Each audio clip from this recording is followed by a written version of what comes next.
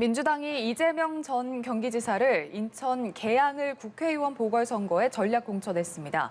안철수 인수위원장은 인수위 활동이 마무리되는 오늘 오후에 경기 분당갑 출마를 선언할 것으로 예상되는데요. 관련 내용과 함께 오늘의 정치권 주요 이슈들 짚어보겠습니다. 차재원 부산가톨릭대 특임교수, 남영희 전 민주당 선대위 대변인 나오셨습니다. 어서 오십시오. 예, 안녕하세요. 네, 안녕하십니까.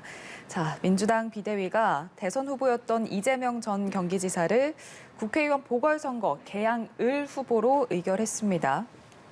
앞서 계속 최근에 민주당 지도부에서 이 전 지사에게 지방선거 승리를 위해서 직접 출마를 해줄 것을 요청을 해왔는데, 자, 계양을 출마와 동시에 선대위 총괄 상임선대위원장을 맡게 됐습니다. 민주당의 이번 결정 어떻게 보고 계신지요? 일단 우선 당에서 이재명 상임 고문께 요청을 한 사항이고요. 예. 이것에 대해서 이제 본인이 출마 의지가 있다라는 것을 표명해 주신 상황인데 이전부터 좀 됐습니다. 지금 지방선거에 대한 문제가 당면 과제이기도 하고요. 그 예. 승리를 위해서 이재명 전 후보가 꼭 다시 등판해 주기를 바라는 많은 지지자와 당원들, 또 최근에 그 대선이 끝나자마자 입당했다라고 하는 그 개딸, 개혁의 딸들, 예. 양아들, 이 많은 분들이 계속해서 이재명 상임 고문의 등장을 요구했고 바랐죠. 그것에 대한 화답이라고 저는 봐지고요. 또 한 가지는 지금 비대위 체제에서 당의 그 중심이 좀 부족하다, 구심점이 부족하다. 지방선거를 승리하기 위해서는 좀 더 강력한 뭔가 구심점이 필요한데 그 역할을 이재명 상임 고문이 해줬으면 하는 것이 당원들의 그런 요구인 것 같고요. 또 한 가지는 이제 지금 이번 대선 결과가 사실 0.73% 차이로 깻잎 한 장 차이라는 얘기를 많이 하지 않습니까? 그 정도로 민주당에서 보면 대선 주자들 중에 가장 많은 득표를 한 주자입니다. 이런 소중한 자산인데 하루라도 빨리 중앙 정치 무대에서 의회 경험을 가지는 것이 필요하다 이런 생각을 하신 분들도 많이 있습니다. 예. 계양구 을은 다들 아시다시피 송영길 전 대표가 서울시장 후보로 나가면서 지금 비어있는 자리가 된 지역구 아니겠습니까? 근데 분당갑도 계속해서 얘기들이 나오곤 했는데 분당갑은 지난번 총선에서 0.72% 차이 석패했던 김병관 후보가 이미 몸을 풀고 계셨어요. 예. 그래서 그 지역은 애초에 후보군에 들어가 있지 않았고 수도권이든 어디든 좀 빈 자리에 의회 경험을 쌓을 수 있는 재보궐선거가 있는 곳에 이재명 후보가 나온다고 하면 수도권 전체에 바람도 일으킬 것이고 민주당으로 봤을 때는 전국적인 지방선거에 훈풍이 불 수 있을 거라는 그런 기대까지 해볼 수 있을 거라고 봅니다. 예. 네, 이 전 지사의 계양을 출마 어떻게 보셨는지요? 저는 말씀하신 것처럼 저는 민주당의 나름의 승부수라는 생각은 듭니다. 예. 그런데 문제는 이것이 신의 한 수가 될지 아니면 민주당의 정치적 작충수가 될지는 좀 지켜볼 대목이라는 생각이 드는데요. 어쨌든 정치를 이렇게 나름대로 간전한 사람의 입장에 봤을 때는 상당히 앞으로 향후 전국 자체가 좀 우려된다는 측면이 분명히 있습니다. 예. 어떤 측면이 그러냐면 첫 번째는 대선의 연장전이죠. 말 그대로 이재명 상임 고문이 전격적으로 출마를 해서 지방선거를 총진두지휘하고 본인이 또 이 계양을의 보궐선거에 플레이어로 뛰지 않습니까? 그러한 상황이라고 한다면 국민의힘에서는 절대 이 선거를 놓칠 수가 없는 것이고 특히 사실은 이재명 고문이 이렇게 전격적으로 지금 보선에 출마를 선언한 것에는요. 사실은 저는 윤석열 당선인의 역할도 상당히 했다는 생각이 들거든요. 지금 민주당에서 강하게 지금 비판하고 있는 윤석열 당선인이 전국을 순회하면서 사실 여러 가지 그러니까 국민들과 약속 이행을 다짐하는 자리에 국민의힘 이 후보들이 대거 출동을 해서 사실은 그러니까 이 지금 윤석열 당선인 측이 이번 지방선거에 임하는 결기를 나름대로 보여줬다. 예. 그런 측면에서 본다고 한다면 민주당도 여기서 더 이상 밀릴 수 없다는 것이죠. 그런데 결과적으로 이번 지방선거에서 이제 이재명 상임 고문과 윤석열 앞으로는 대통령이 되시겠지만 대통령과 이 두 사람의 직접적인 충돌이 불가피하다. 그렇다고 한다면 대선의 연장전이 될 수밖에 없다는 것이고요. 또 하나는 강대강 충돌 상황이 계속적으로 악화될 수밖에 없을 것이다. 1차 우리가 봤듯이 이 검수완박 입법을 둘러싸고 국회에서 여야가 아주 직접적으로 충돌하지 않았습니까? 예. 그렇다고 한다면 이번에는 결국은 지금 이재명, 윤석열 두 사람이 완전히 짱 뜨는 형태의 상황이 된다고 한다면 그 강대강 충돌은 점점 더 악화될 수밖에 없을 것이다. 그렇다고 한다면 누가 이긴다고 하더라도 이 지방선거 이후에 통합과 협치가 상당히 어려운 숙제가 될 수밖에 없을 거라는 생각이 들고요. 예. 세 번째는요. 이렇게 지금 강대강에 직접적으로 충돌이 됨으로써 제 생각에서는 지방선거의 의미가 실종되는 것이 아닐까라는 우려를 지울 수 없다는 것이죠. 지방선거라는 것 자체가 결국은 풀뿌리 민주주의지 않습니까? 풀뿌리 민주주의라는 것은 뭐 국회의원이나 대통령 선거와는 달리 그 중앙정치 무대에서 이루어지는 권력의 쟁투와는 달리 이 일반 서민들, 국민들이 먹고 사는 문제에 천착하는 그런 선거가 돼야 되는데 이렇게 이 정권의 운명을 걸고 민주당의 존립을 걸고 이렇게 충돌하는 상황이 된다고 한다면 과연 지방선거에서의 유권자들이 바라는 민생정치, 생활정치는 자리를 잡을 수 있을까라는 생각을 지울 수가 없다는 거죠. 예. 우려를 지울 수 없다는 거죠. 알겠습니다. 자, 이재명 전 지사는 인천 계양을 이제 출마를 공식화했고, 그리고 안철수 인수위원장은 일단 오늘 오후에 인수위 마지막 일정 후에 구체적인 입장을 밝힐 가능성이 높은 상황입니다. 지금 분당 갑 출마가 유력해 보이는데, 자, 일단 입장 발표를 들어봐야 알겠지만 그 전까지는 일단은 인수위에 집중을 하겠다 이렇게 선을 그어왔는데, 자, 만약에 이제 출마 쪽으로 발표가 난다면 이렇게 마음이 기운 배경은 뭐라고 보시는지요? 아무래도 지금 본인이 의원이잖아요. 지금 국회의원이 아닌 상황이기 때문에 인수위가 끝나고 나면 본인은 정치적 공간과 역할이 없어요. 예. 그렇다고 한다면 어떤 식으로든 정치적인 여러 가지 존재감을 가시하기 위해서라도 대형 정치적 이벤트에 본인이 뛰어들 수밖에 없다. 그리고 또 하나는 지금 국민의당이 본인이 이끌어왔던 당이 국민의힘과 합치지 않았습니까? 그렇다고 예. 한다면 말 그대로 이제는 보수로 완전히 터닝을 한 상황이기 때문에 보수 지지층 속에 뿌리를 내려야 되겠다는 그러한 아마 현실적인 이유가 있을 것 같고요. 또 하나는 이런 식으로 배지를 달아야만 그래야만 국회로 들어가서 의원들하고 스킨십을 해야만 당권 도전이 내년에 있을 당권 도전이 충분히 승산이 보일 것이라고 생각하고 그걸 기반으로 해서 차차기 대권까지 갈 수 있다는 예. 생각을 했던 것 같고요. 또 하나의 문제는 본인이 지금 분당 갑으로 아마 지금 마음을 두고 있는 것 같은데 지금 경기도지사 선거 자체가 국민의힘이 결코 녹록지 않은 상황이거든요. 본인이 지금 분당 갑에 가서 나름대로 일종의 뭐랄까 시너지 효과를 내서 국민의힘의 대선 승리를 끌어낸다고 한다면 경기지사 승리를 끌어낸다고 한다면 예. 자신의 힘을 가시할 수도 있다. 그런 아마 생각이 들었던 것이 아닐까 생각이 드는데 문제는 여기에 대해서도 상당히 일종의 그림자는 있을 수가 있죠. 왜냐하면 본인이 정말 이 지금 자신의 힘을 가시하고 뭔가 정치적인 역할을 하려고 하면 상대적으로 흠질하고 이야기하는 개항을에다 먼저 도전을 해야 되는 것이 아니었을까? 만약에 안철수 위원장이 개항을에 도전한다고 한다고 이야기가 나왔을 때 예. 과연 그렇다고 하면 이재명 상임 고문이 개항으로 선택을 했을까? 뭐 그런 생각도 만약에 국민의힘 지지층에서 생각할 수 있는 것 같고요. 예, 또 하나는 만에 하나 이 경기지사 선거에서 본인은 분당갑이 당선이 되는데 지사 선거를 제버릴 경우에는 안철수 힘은 사실 별거 없네?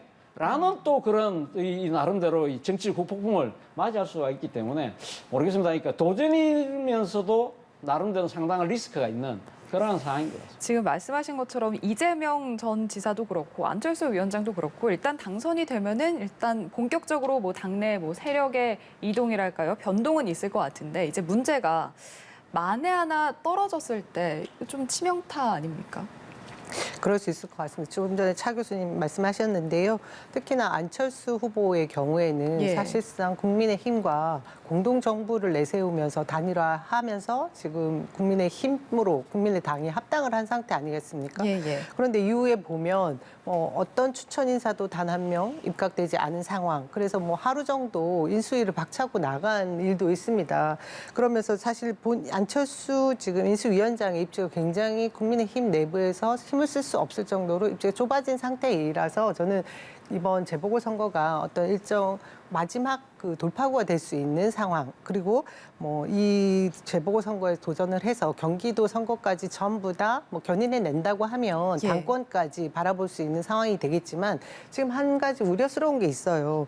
뭐 이준석 대표 얘기도 있을 텐데요. 박민식 지금 뭐 부산에 있었던 북강서에 계셨던 그 지역위원장을 공천을 주겠다고 해서 아마 올라오게 했던 곳이 분당갑인 것 같습니다. 출마 선언도 했고 예. 접수도 한 상태입니다. 예. 그렇게 돼서 지금 안철수 지금 인수위원장이 오늘 인수위 회단식 이후에 분당갑 출마 선언을 하게 되면 경선을 해야 될 것인가?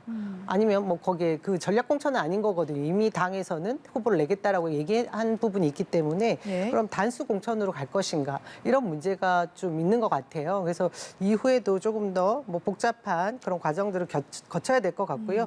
우리 그 이재명 상임 고문의 이 출마에 대해서 뭐 걱정하시는 분들이 많습니다. 그것은 제가 볼 때 기본 정치 질서에 반하는 모습이기 때문에 그런 것 같거든요. 이전에는 많은 대선 주자들이 대선 이후에 패배를 하면 뭐 외국으로 가든지 뭐 몇 개월 이상의 숙고 기간을 두든지 뭐 이런 모습들이 있긴 했는데 예. 지금 이재명 고문의 경우에는 너무 빠른 등판이다 이런 말씀들을 하시거든요.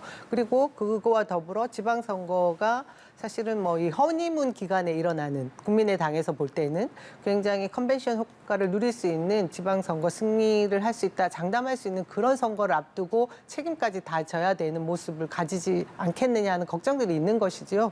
그런데 저는 지금 굉장히 비상한 시기라고 봅니다. 그 기존 질서와 다른 정치 질서가 이루어지기 때문에 일어나는 이런 일들이 있는 거죠. 저는 아까 그 차 교수님께서 통합과 협치에 반하는 일들이 일어날 것 같아서 굉장히 우려를 하고 계신데요. 그런 모습을 먼저 보여주신 분이 윤석열 당선인인 것 같습니다. 국민 통합과 전혀 반하는 무리한 대통령 집무실 이전, 뭐 그런 부분도 그렇고요.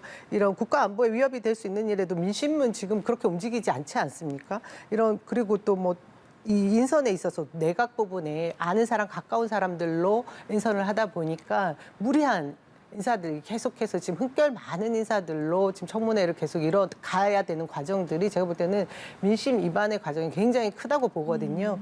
이런 비상한 시국에 민주당의 이재명 고문만을 기존 질서에 뭐 의한 그런 계산법을 가지고 정치 행위를 해야 된다라고 보진 않습니다. 그래서 이후에 뭐 책임을 어느 정도 져야 되는지에 대한 부분은 또 분분하게 뭐 생각들이 다를 것이라고 생각합니다. 알겠습니다.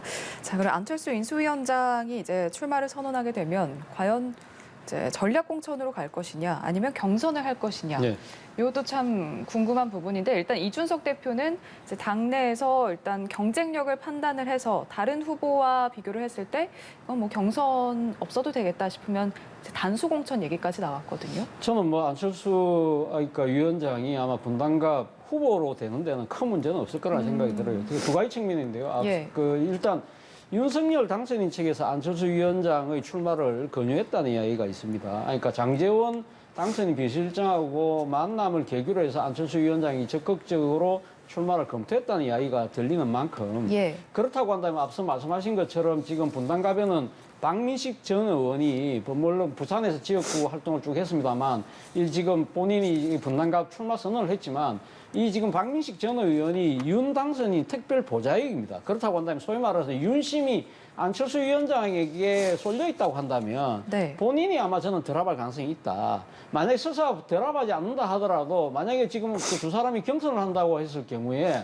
두 사람 다 어차피 분당갑에 대한 정치적 연고가 없는 분들입니다. 그렇다고 한다면 인지도나 여러 가지 측면에서 정치적인 뭐 이런 커리어나 이런 거 봤을 때는 안철수 위원장이 박민식 전 의원에게 밀릴 거다. 그 판단하는 건 조금 불합리한 측면이 분명히 있기 때문에 예. 뭐 안철수 위원장이 무난하게 아마 거의 달 가능성이 높다. 그리고 특히 이준석 당대표와의 갈등성도 이야기 많이 했는데 이준석 당대표가 처음에는 초창기에는 꽃가마 태우는 일은 없을 거라고 이야기했지만 앞서 말씀하신 것처럼 이제는 뭐 이렇게 상당히 전략 공천에 가까운 그런 식으로 터닝을 했잖아요. 예. 그건 아무래도 윤석열 당선인의 어중을 나름대로 감안한 그 이야기가 아닐까. 그렇다고 한다면 예. 아마 이 후보로 나서는 데까지는 큰 어려움은 없을 거라는 생각이 듭니다. 알겠습니다. 자, 다음 얘기도 해보죠. 한동훈 법무부 장관 후보자 인사청문회가 이제 9일에 열리는데 딸의 스펙 관련 의혹 보도가 계속 이어지고 있습니다. 크게 보면 세 가지인데 일단 이제 약탈적 저널에 실린 게 논문이냐 논문이 아니냐 지금 이 논란이 하나가 있고 또 봉사활동 인터뷰가 미국 매체에 실린 이 점 그리고 수상 기록 이렇게 세 가지 의혹이 있는데 지금 뭐 언론 그리고 한 후보자 측의 주장이 엇갈리고 있거든요. 어떻게 보고 계세요? 자업자득이라고 생각이 듭니다. 이전에 한동훈 검사, 예. 반부패 검사 시절에 그가 들이댔던 공정의 잣대, 윤석열 검찰총장도 마찬가지죠. 저희가 19년에 조국 전 법무부 장관 청문회 당시를 떠올려 보면 예. 이전에 각종 많은 언론들과 검찰발이라고 생각되는 그런 각종 의혹들을 뭐 단독 속보해서 새벽 3시, 4시까지 수천 건이 떠올랐습니다. 그와 더불어 뭐 기소도 없이 그 조국 전 장관의 아내 정경심 교수는 그러니까 소환도 없이 기소가 된 상황이었고요. 예. 그리고 주변의 친인척 지인들까지 별의별 건을 다 들이대서 100건 이상의 압수수색을 했던 그 과정들을 저희가 거쳐왔습니다. 그러면서 지금 그 당사자가 될 그 수사의 당사자였던 한동훈 법무부 지금 후보자가 자신에게는 의혹이 없었을 것처럼 그리고 뭐 한 점 부끄러움이 없었을 것처럼 수사를 했음에도 불구하고 왜 흠결이 없겠습니까? 그와 비슷한 유사한 의혹들이 계속해서 제기가 되니 뭐 많은 국민들이 문제를 지적하지 않을 수 없는 거죠. 예. 저는 이 지금 한동훈 후보자의 이 문제 중에 미성년자 자식에 대한 모욕과 욕설, 뭐 법적 조치하겠다. 그리고 그것을 보도한 언론 기자 3명을 바로 뭐 고소를 했다. 그리고 이후에 우리 당에 있는 후보자들 분들이 얘기했던 부분을 또 사과를 해라. 의원들도 사과를 해라. 뭐 이런 부분들에 대해서 계속 언론에 대고 크게 얘기를 하는데요.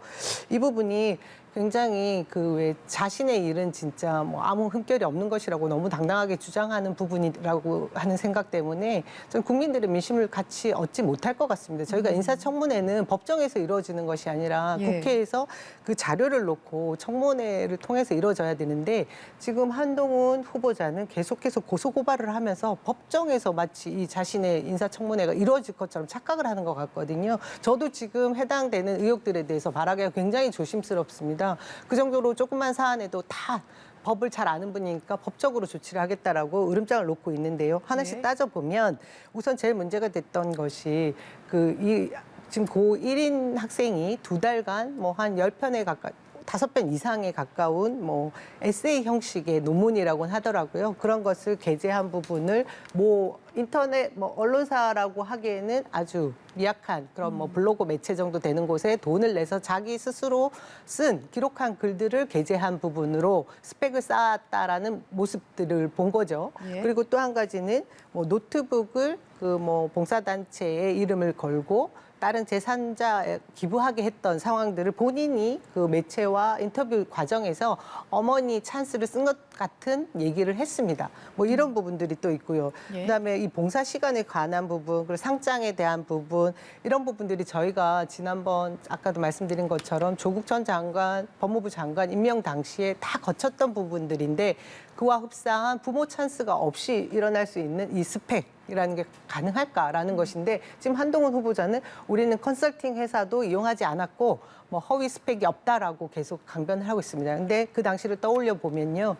의혹만으로 가지고 팩트 체크를 해야 되기 때문에 반부패 수사부에서 압수수색을 했었습니다. 저는 그 과정이 지금 똑같은 상황이라고 봐지고요. 오히려 더한 과정들을 거쳐도 국민들의 그 눈높이에 맞을까 하는 상황이 있다라는 말씀을 드리고요. 예. 그리고 개인의 그 부동산 의혹 과정도 있지 않습니까? 이런 부분들도 소상하게 저는 밝혀야 될 부분이 있는데요. 9일날 청문회에서 이런 과정들도 뭐 진실 공방이 있겠죠. 근데 그와 더불어 또 증인들이 있습니다. 한동수 그리고 뭐 임은정 대검의 감찰부장 뭐 이런 역임을 했던 분들의 그 증언을 통해서 한동훈 법무부 장관이 왜 지금 지명되면 안 되는지에 대한 얘기는 저는 정치 검찰, 과도한 검찰권의 남용 그런 모습일 거라고 봐지거든요. 그래서 그 청문회 과정도 지켜봐야 될 부분이라고 생각합니다. 예. 지금 한 후보자 딸이 국제학교를 다니고 있는 고등학생.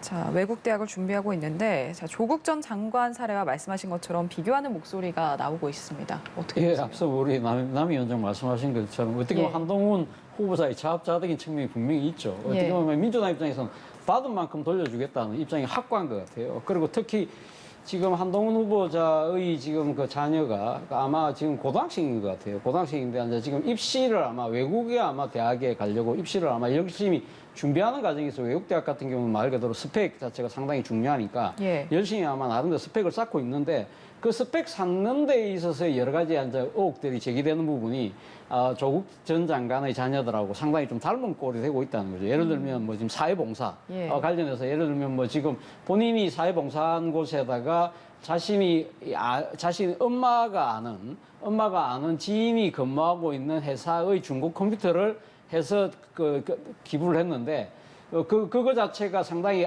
엄마 찬스, 부모 찬스를 쓴 거 아니냐는 것인데 예. 일단 한동훈 후보자의 지금 그러니까 해명은 그러니까 자녀의 이름으로 기부를 한 것이 아니라 그 기업의 이름으로 기부를 하고 그 일종의 뭐랄까요 가교 역할 정도만 한 거기 때문에 이거는 뭐 본인의 스펙이 아니라고 지금 주장을 하고 있는 부분이고요. 또 네. 하나의 부분은 그거 아니겠습니까? 수상 내역.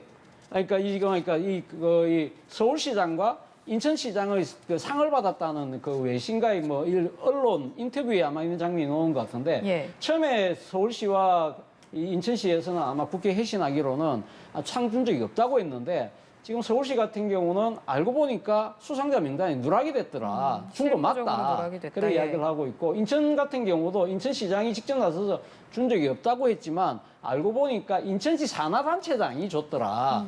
그렇다고 한다면 그래서 이제 지금 이런 부분들을 본다고 한다면 이게 완전한 거짓말이냐. 또 한동훈 후보자 측에서는 또 이야기를 하고 있는 것이고요. 그리고 예. 또 하나 이 논문을 썼다는 부분인데 지금 이제 일부 매체에서는 한 두 달 사이에 지금 뭐 이게 5편의 논문을 쓰고 전자책 4권을 썼다. 그렇게 이야기하는데 한 후보자 같은 경우는 뭐라고 이야기를 하느냐면 상당히 고교생 수준의 글 정도다. 그리고 상당히 장기간에 걸쳐서 본인이 썼고 그것도 이 일종의 뭐 학술 저널지가 아니다. 그렇게 주장을 하고 있는데 모르겠습니다. 제가 이 부분에 대해서 제가 객관적으로 뭐 수사를 하고 조사를 해본 적이 없기 때문에 예. 과연 누구 맞을지는 모르겠습니다만 그러나 저는 한동훈 후보자가 상당히 떳떳하게 해명하는 건 좋은데 예. 여기서 지금 제기되는 과정에 있어서의 언론들이 제기하는 부분들에 있어서 무조건 법적 조치로 이렇게 대응하는 부분들은 저는 상당히 앞으로 국무위원이 되실 분 입장에서는 예. 상당히 좀 무한 검증을 받아야 된다는 나름대로의 처신의 문제 차원에서 봤을 때도 저는 조금은 신중할 필요가 있지 않나 생각이 듭니다. 좀 너무 강경한 자세이지 않나 이렇게 보시는 그렇죠. 거죠. 그런 부분들에 대한 비판은 충분히 저는 수용해야 되는 부분이라는 생각이 듭니다. 예. 자, 그리고 민주당에서는 지금 한동훈과 한덕수 이 두 사람을 연결지어서 하겠다. 그러니까 한동훈 후보자를 만약에 낙마를 안 시킨다면 총리 인준도 못 해주겠다. 지금 이 연계 가능성도 계속해서 나오고 있거든요. 어떻게 보세요? 저는 이게 연계가 가능한가? 잘 모르겠습니다. 주변에 예. 언론에서는 이것을 계속 다루고 있는 것 같긴 한데 민주당 내부의 목소리인 것은 아닌 것 같거든요. 예. 그냥 이런 전략이 가능할까라는 얘기인 것 같은데 저는 지금 저희가 지난주에도 아마 이 시간에 말씀을 드렸겠지만 저희 우리 헌법에서 명시되어 있는 것은 총리가 국무위원들을 제청할 수 있게 되어 있으니 예. 총리 인준부터 거쳐야 되는 것이 우리 절차적인 것이 타당한 것이 아닙니까? 근데 지금 현재 한덕수 총리 후보도 그 국민들의 눈높이, 저희들이 청문회를 통과할 수 있는 그 기준에는 미흡하다라는 판단을 다 하고 있거든요. 예. 그것과 더불어 애초에 뭐 정호영 후보, 뭐 그리고 이전에 뭐 본인 자진 사퇴한 김인철 후보, 그리고 여러 나머지 그 장관 후보들도 마찬가지인데요. 그 검증 단계에서 흠결이 많고 국민들 눈높이에 맞지 않은 부분이 있다라고 하면 자진 사퇴해야 되고 또 당선자도 결단해야 되는 부분이 있고요. 예. 특히나 이 한동훈 법무부 장관 후보에 대해서는 지금 많은 분들이 뭐 본인 아까 뭐 자녀에 딸에 대한 그 스펙 부분에 대한 뭐 부모 찬스 이것이 법적인 문제가 없다고 한다고 해도 그가 이전에 들이댔던 윤석열 검찰총장 시절이거나 그때 뭐 반부패부 특수부 검사 시절에 들이댔던 공정의 잣대로 볼 때 예. 맞지 않으면 본인 스스로도 자진 철회해야 되는 부분이 있다고 생각이 들거든요. 그것보다 또 우선되는 것은 법무부 장관이 지금 민정수석 그리고 뭐 검찰총장까지 다 아우르는 그런 막강한 권력의 그 최측근이 한동훈 법무부 장관 후보자가 됐다라는 사실이 사실 굉장히 걱정스러운 부분이 많다라는 것이 중설이었습니다. 그런 부분에 개인 비리, 비위 의혹까지 나오는 과정에서 저는 이것을 굳이 뭐 따로 떼놓고 연계시켜서 누구는 이제 뭐 지렛대로 삼아서 한 명은 인준해주면서 이분을 낙마시키게 해달라 이런 것은 아닌 것 같습니다. 뭐 타당한 이유가 다 예. 각각 명분이 있기 때문에 뭐 낙마해야 될 사유가 명확하면 모두 다 낙마를 해야 되는 것이 아닌가 그런 생각이 듭니다. 연계는 아니다 이렇게 확실하게 얘기를 해주셨는데 지금 국민의힘에서는 민주당이 지금 사실상 연계를 하고 있다. 이게 지금 헌법상 연좌제 금지 위반이다 이렇게 나오고 있거든요. 예, 뭐 지금 남영희 위원장께서는 뭐 그러니까 민주당은 연결을 하지 않는다고 말씀을 하셨습니다만 예. 제가 어제 보도를 보니까 박원권 원내대표가 이런 이야기를 했더라고요. 장관 임명을 강행할 때는 총리 임명 동의안을 감안할 수밖에 없다. 아마 연계를 감안할 수밖에 없다는 뜻으로 이야기를 한 것 같고요. 예. 그리고 오늘 권성동 국민의힘 원내대표가 정호영 한동훈 후보자 낙마 때 총리 인준을 물밑 제안했다. 그 이야기를 하면서 이거는 협박이다. 라고 이렇게 공개적으로 이야기한 부분에 대해서 예. 아직까지 민주당에서 반박을 안 하고 있는 걸 보면 그러나 아마 물밑 움직이 진짜 있었던 것이 아닐까라는 의구심이 커지는 상황인 것 같아요. 그런데 예. 제가 이 나름대로 이 지금 여러 가지 언론 보도나 지금 정치권 움직임을 보면 민주당 입장에서는 확실한 생각을 분명히 갖고 있는 것 같아요. 그러니까 한덕수 총리 후보자에 대한 인준 동의 전에, 예. 그러니까 인준 동의 투표하기 전에 정호영 이 보건복지부 후보자와 한동훈 법무부 장관 후보자 최소한 두 사람은 그러니까 지명을 철회하라는 입장을 분명히 갖고 있는 것 같고요. 예. 반면에 지금 윤 당선인 측에서는 정호영 후보자 같으면 몰라도 이 한동훈 후보자는 절대 그러니까 우리가 지명을 철회할 의사가 없다. 일종의 뭐랄까요. 정호영 마지노선을 구축하고 있는 것이 아닐까라는 예. 생각이 든다는 것이죠. 그렇기 때문에 이 부분은 물론 이제 9일 날 지금 그 예정되어 있는 한동훈 후보자에 대한 청문회 과정에서 상당히 이제 얼마만큼 한동훈 후보자의 부적격성 부분을 강하게 민주당이 공격을 하고 그 부분에 대해서 민심을 상당히 어떻게 얻어낼 수 있느냐. 이 부분도 상당히 중요하지만 무엇보다도 더 중요한 부분은 예. 결국은 윤 당선인 측에서 한동훈 후보자는 절대 낙마 불가라는 입장을 과연 바꿀 것이냐. 제가 봤을 때는 바꿀 가능성이 거의 없다. 그렇다고 한다면 아마도 이 윤 당선인 측 또 국민의힘 쪽에서는 한동훈 후보자를 살리기 위해서 한덕수 카드가 자칫 이 낙마, 그러니까 인준이 거부되는 상황조차까지도 예. 염두에 두고 있는 것이 아닐까. 왜냐하면 사실은 뭐 지금 보도를 보면 윤 당선인이 직접 한덕수 후보자에게 전화를 해서 정면 돌파하겠다고 이야기를 했다고 그러잖아요. 예. 그런데 사실은 윤 당선인과 국민의힘은 정면 돌파할 방법이 없어요. 인준이라는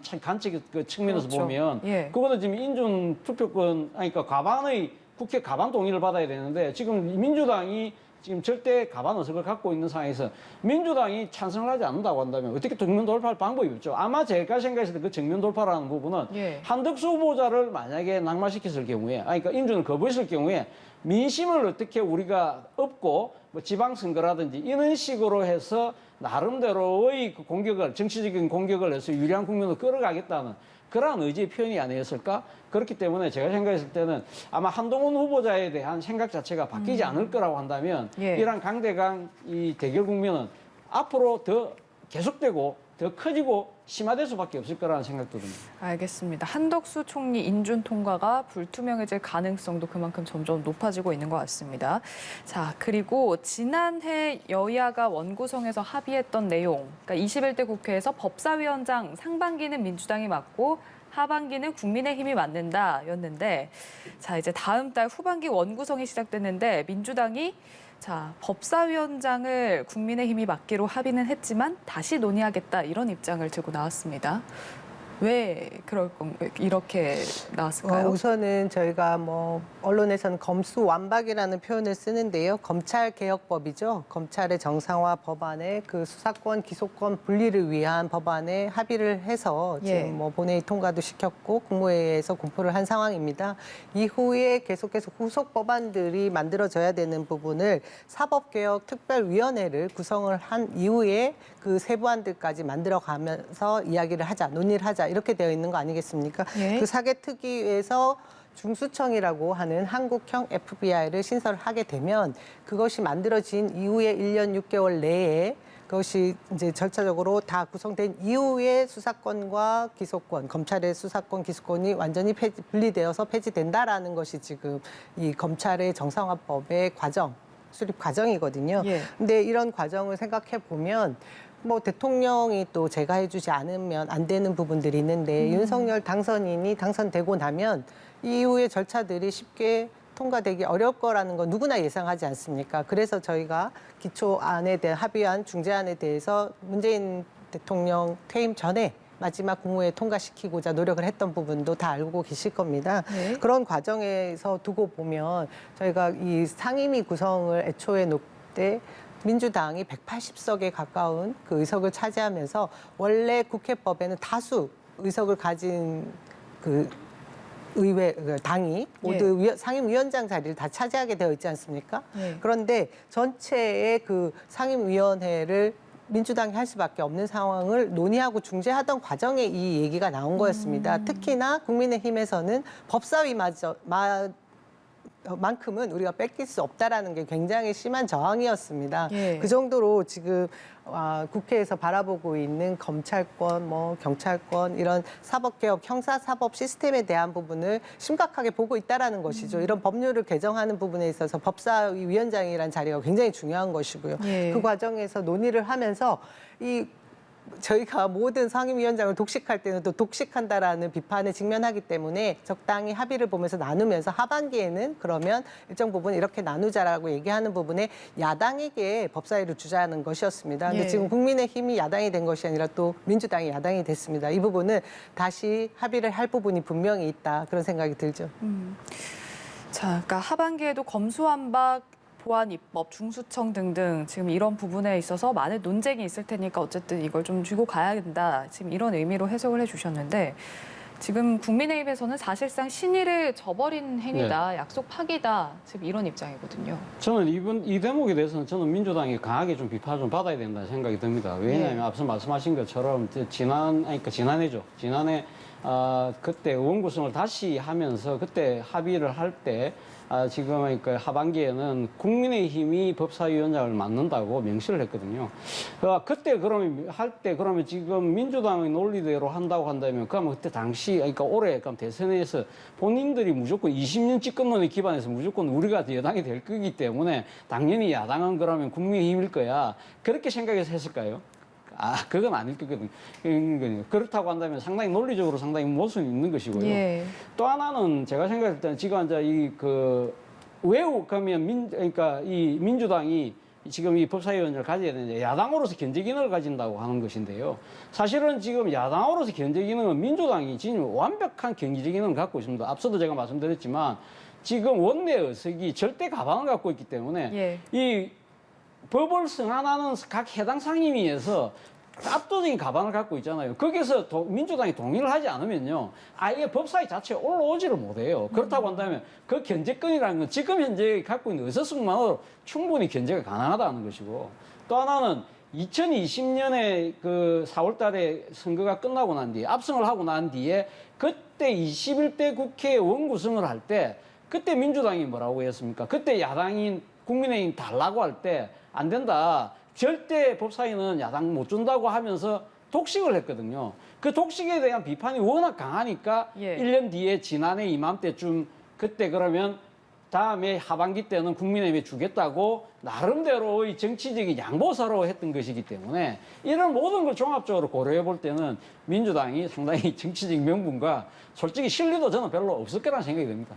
좀 비판을 달게 받을 수밖에 없다고 생각을 하는데 예. 그럼에도 불구하고 이것을 그냥 법사위원장을 내주기에는 또 우리 당 지지자들의 비판에 또 직면할 것 같은 굉장히 어려운 상황입니다. 문제가 지금 저희가 대한민국 역사상 처음으로 검찰총장 출신의 대통령이 또 된 상황 아니겠습니까? 예. 그런 과정에서 계속해서 문제가 되어 왔던 검찰의 그 독점 권력들을 완전히 분화시킬 수 있느냐는 부분인데 지금 얼마 전에 통과된 이 법안들을 보면 미흡하거든요. 그 과정들을 계속해서 연속해서 이뤄내야 되는 또 책임이 있는 겁니다. 다수 의석이라는 것이 국민의 그 대의기구로서의 그 책임감이 또 있는 것이거든요. 그래서 이런 지점에 있어서 굉장히 힘든 부분이 있는데 예. 한 가지 그 국회에서 여야가 합의한 사안들을 깨는 것에 대한 비판은 사실 국민의힘도 큰 소리 낼 수 있는 부분은 없습니다. 얼마 전에 있었던 국회의장의 중재안을 한 이틀 만에 손바닥 듯이 뒤집은 부분들이 있기 때문에 이 부분에 대한 부분은 여야 다 비판받을 수 있는 부분이 있다. 그런 생각이 드네요. 말씀하신 것처럼 민주당의 논리는 우리가 이제 야당이 됐으니까 그동안 법사위원장 자리는 야당이 가져왔다. 이 논리라면 상반기에 국민의힘이 야당이었으니까 법사위원장 국민의힘을 줬어야 되는 거 아닌가 싶기도 하고, 또 국민의힘에서는 약속 파기다라고 했지만 얼마 전에 이제 권성동 원내대표도 합의를 했던 걸 파기를 한 적이 있기 때문에 자, 지금 정치가 신의가 없다. 지금 이런 소리를 들을 수밖에 없는 지금 상황인 것 같습니다. 자, 마지막으로 짧게 국정과제 110개 에 대해서 얘기를 해보겠습니다. 인수위가 발표를 했는데, 자, 병사 봉급 월 200만 원, 이 부분도 좀 내용이 바뀌고 시기도 바뀌었고요. 그리고 여가부 폐지와 관련해서도 지금 여가부 대신에 국민의힘이 인구가족부를 신설하겠다, 이 법안을 발의를 한다 이렇게 밝혔거든요.